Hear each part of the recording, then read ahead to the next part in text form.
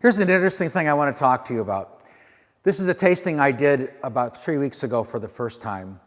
And I did it because I was supposed to talk about the Spring Wine Club from 2020.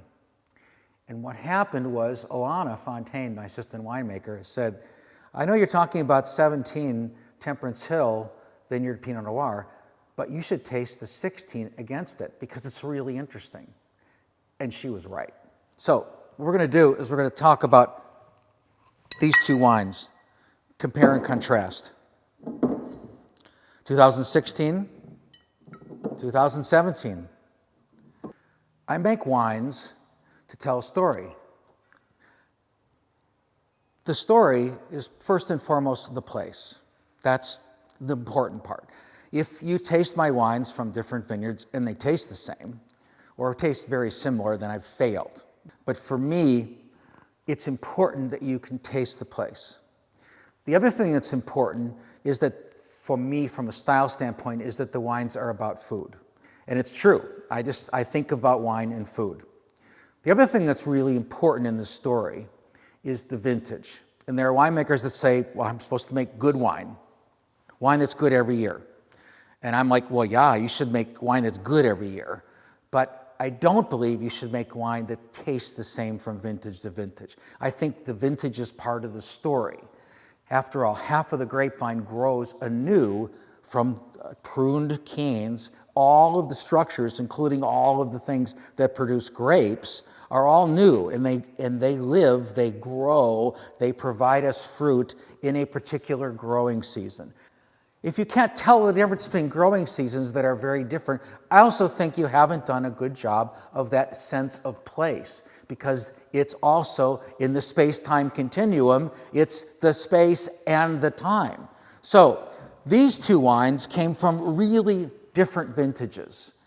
I think they're both really good, and they basically are rated very similarly, but they're very different because the season where those grapes grew from little bitty flowers to mature clusters that we picked were very different. So what's the difference? 2016 was early. It was the third of a string of 3 vintages where the bloom, which is the beginning of the grape's development, bloom was actually the very beginning of June.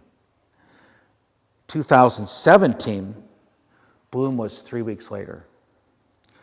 The grapes are on the plant from the flower to the time we pick them, about 100 to 105 days.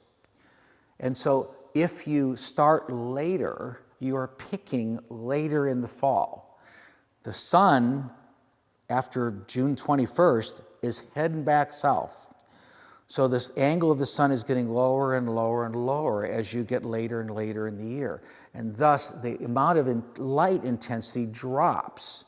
As the angle of incidence drops, the amount of light on the cluster changes. And I always say it's relatively straightforward. If you put me in a lot of heat and you give me a lot of light, I'm going to make a lot of fresh, big, fruity kinds of flavors.